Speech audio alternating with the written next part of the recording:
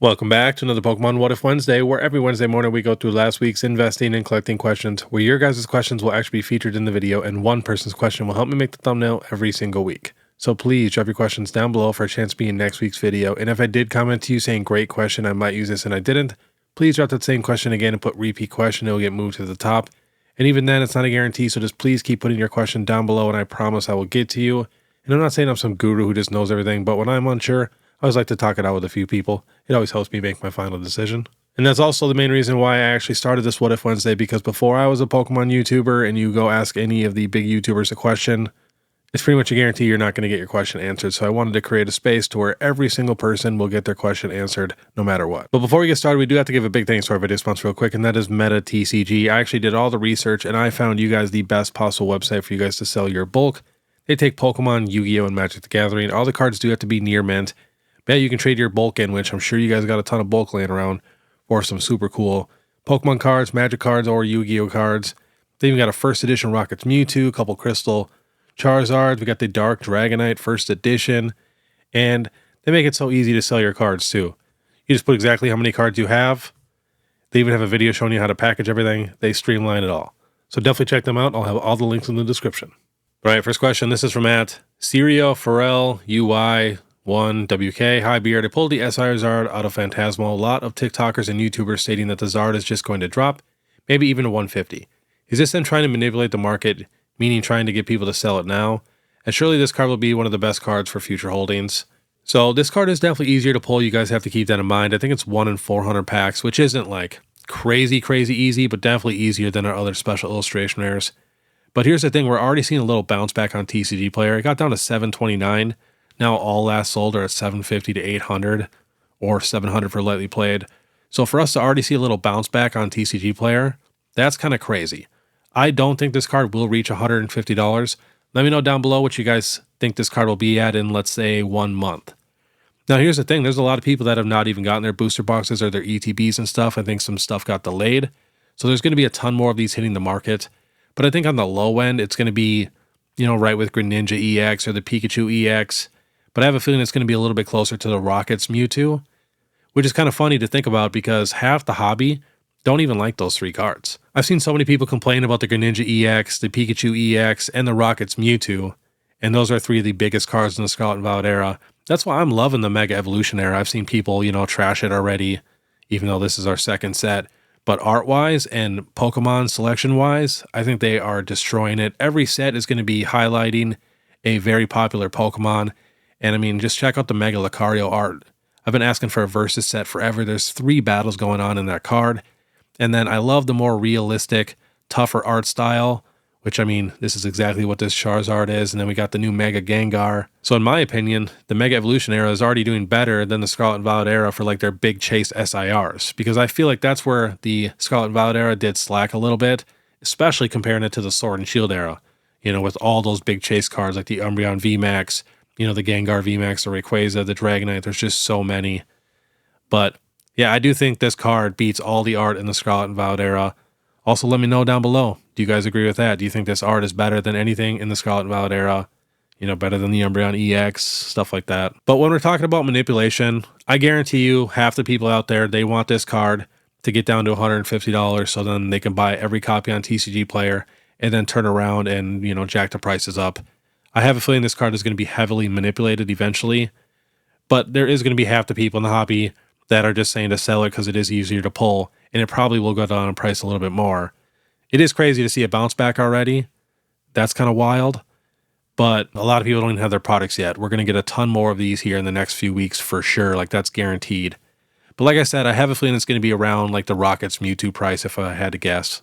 And I honestly hope it does get down to $150 because I would love a full page of this card. I think it would just be absolutely amazing. And then we also got a Mega Charizard Y Gold Leak. So we're probably going to get a Mega Charizard Y Special Illustration Rare also, which could be absolutely crazy. But yeah, like I said, I don't think it will reach 150 anytime soon. I don't think this market would even let that happen just because the market's so crazy. But maybe like $250, $300 on the lower end. It's definitely possible just because it is easier to pull. But yeah, this card is going to be a wild ride for sure. That's why, definitely check out my Market Mondays and my Falling Fridays. I'm going to be watching this card closely because this is a card that I do not want to wait that much longer on because it's my favorite Charizard art we've ever gotten. Charizard's one of my favorite Pokemon, and I'm very excited to get this card in hand. I've seen a few at the show. I was just vending in Columbus, Ohio, and I looked at every single one, but I didn't buy any because, you know, it's just so uncertain right now. We got to wait a little bit and see what's going to happen. All right, next is from Matt. I'm going to butcher this. Gerditsaduhu 3183. Hey, great beard of knowledge. I was wondering what your thoughts on the holiday calendar Pikachu promo from this year as an investment opportunity. So we'll check out that card. I'm guessing you're talking this one. Yeah, this one right here. Selling for $3-4 on eBay, sealed. I think it's a pretty cute card, and I do like the little snowflake stamp. I can never see this card being crazy expensive, but when we're talking a couple dollar card, and you like the card and you have like that little gut feeling it might do good, I always recommend just picking up a few copies because you never know what's going to happen. You know, especially if the card is tough to grade. I'm not honestly sure, but we got a sale here from the UK for like $30 for it. But I think it is pretty cute, and Pikachu collectors will probably want it, especially with that little snowflake on there. All right, next is from Matt. Dark Mojo So Dope. Hey, Mr. Beard, what do you think about the Japanese Versus series? It doesn't have an English variant. I feel like it's slept on. Great artworks as well. I genuinely think this is the most slept on set in all of Pokemon history right now. I've said this many, many times. Every one of these arts, we do not have in English. Every one of these is just beautiful, crazy, really goofy looking art. I mean, look at the Morty's Gengar, Morty's Hypno, Jasmine's Electabuzz, Jasmine's Jolteon, Murkrow, Jasmine's Steelix, the Chuck's Rhydon. This set is crazy. I mean, we even got a Holo Articuno, Claire's Gyarados, Claire's Blastoise, Raichu, Espeon, Claire's Dragonite. I mean, this set is actually stacked. Like, I can't even talk about it enough. It's just so crazy. Even like the Bruno's Hitmonchan, we got like the clay art right there. But yeah, I definitely think this is one of the most slept on sets in all of Pokemon history. I do have this set completely master setted just because every art is so beautiful. But yeah, I'm a massive fan. Next is from at Sly Cards. Which cards under $10 are worth investing in? Love the videos. So Scarlet and Violet era ETB promos are literally $1 or $2. You know, wouldn't hurt to stock up on a bunch of these. Give it, 3 to 5 years, and they should be doing pretty decent. But literally, Iron Thorns is $1.90, Fluttermane $2. All these beautiful illustration rare promos, because you got to think too, the Pokemon Center stamp ones are going to be so expensive. Most people will not be able to afford them or even want to collect them just because they're so spendy. And you're going to need to get these beautiful illustration rare promos to complete master sets, or if you're trying to get every illustration rare.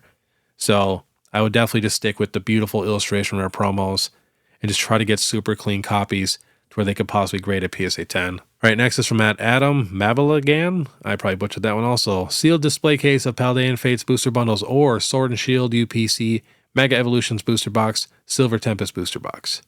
I am going with the Sword and Shield Charizard UPC and the booster boxes. I like those better. I think those will be much easier to sell in the future also. And we got a little bit of variety. Next is from that BLT Collectibles. What's up, brother? I was curious if you have your collection insured. And if so, how do you go about getting it insured and with whom? Appreciate you, brother. So I think the number one most used insurance one is CIS, Collectibles Insurance Services. But I use American Collectors Insurance. I think they have a thing specifically for TCGs. All right, next question is from Marco DP Pa. So I have a question, Mr. Beardmaster. I have 2 Inferno X sealed, 2 Phantasmal Flames booster bundles, and 2 Phantasmal Flames ETBs. Would you advise me to keep it closed or to open one of each, or just a booster bundle? What's your thoughts on that? So since this set is smaller, your odds of pulling the Charizard are much better than your regular set.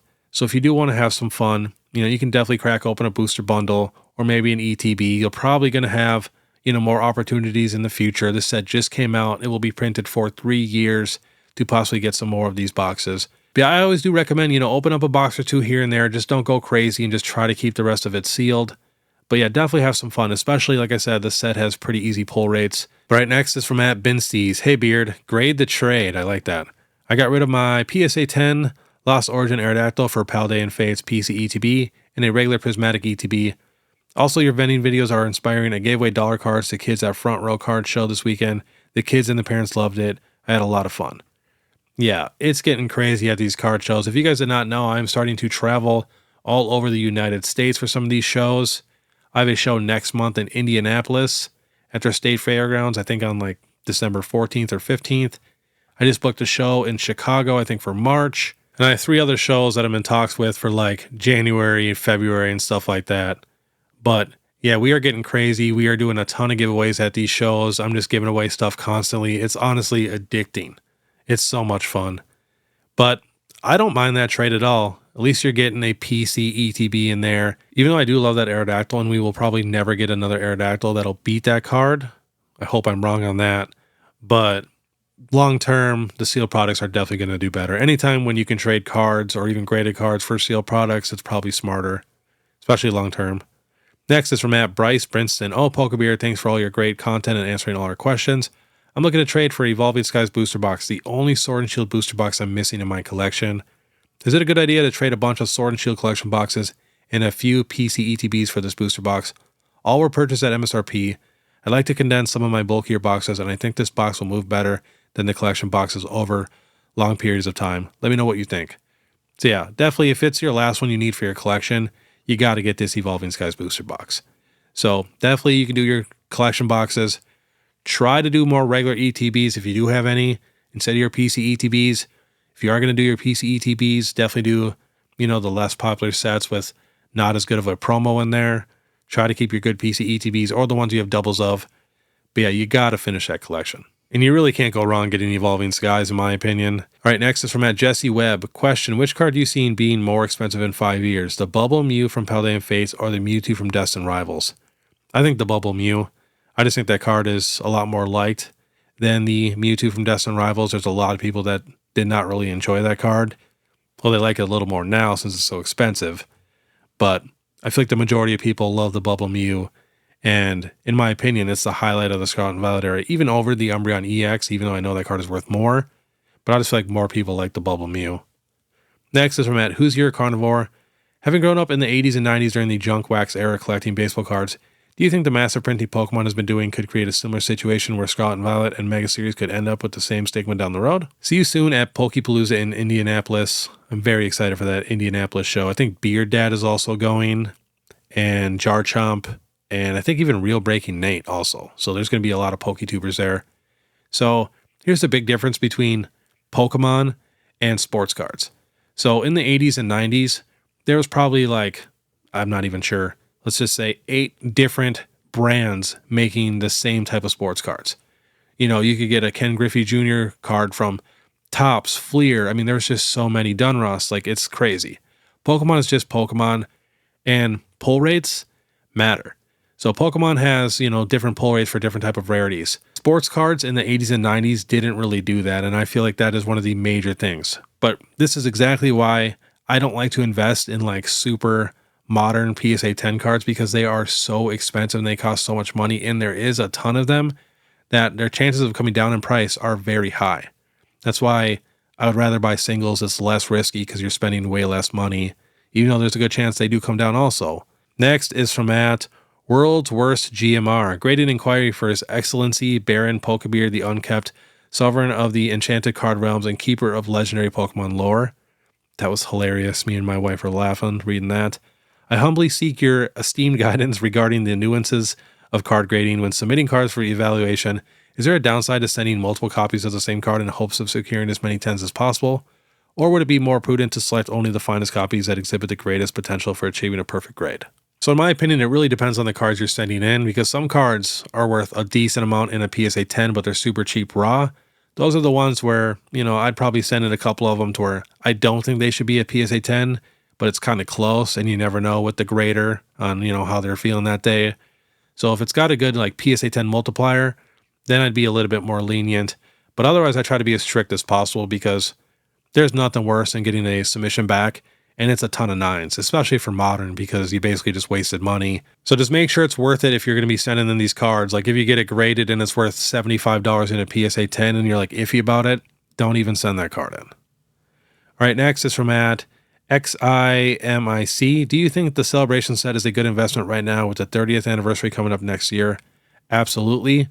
Some of the stuff is coming down in price like super slowly. I'm talking like a couple dollars every week. So just keep watching it. Keep looking for good deals. And as soon as you see it level out, I think it's a very good time to pick up some of these boxes right before the 30th, and then you could sell them when the 30th anniversary actually comes out. And last question, this is from @FinXFIFA Beard You Beauty. Thank you. What do you think of the outlook for vintage cards in 2026 versus EX's Primes, Level X, Dark Pokemon? With news of the new Mega Gengar card, what do you think of picking up vintage Gengar cards in the near future? Absolutely love your content and everything you do for the greater good. Thank you for the kind words. So one of the main reasons why I like to collect everything, because I basically collect the rarest cards from every single era, you know, all the different generations, all the different sets, is because you never know what Pokemon is going to recycle. You never know what's going to pop off next. We're literally in the Mega era when we already had an entire era dedicated to Mega Pokemon. Like, it's kind of crazy. Even with like Journey Together and stuff, we're getting like the trainer Pokemon and stuff like the Gym Challenge, Gym Heroes. So you never know. We could get break cards, level X, prime cards down the road. So you never know what's going to pop off. Now for 2026, it really depends on how strong the modern market is. Because if the modern market does cool off, vintage does follow. You know, not everything drops as hard as some of the modern stuff, but a lot of vintage can drop, especially the stuff that isn't technically as rare. It crashes pretty hard. You know, like your unlimited Charizards and stuff like that.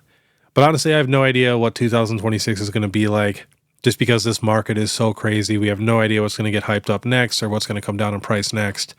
And picking up cards for the new Mega Gengar card, a lot of Gengar cards right now are actually very expensive just because we've had so much Gengar hype.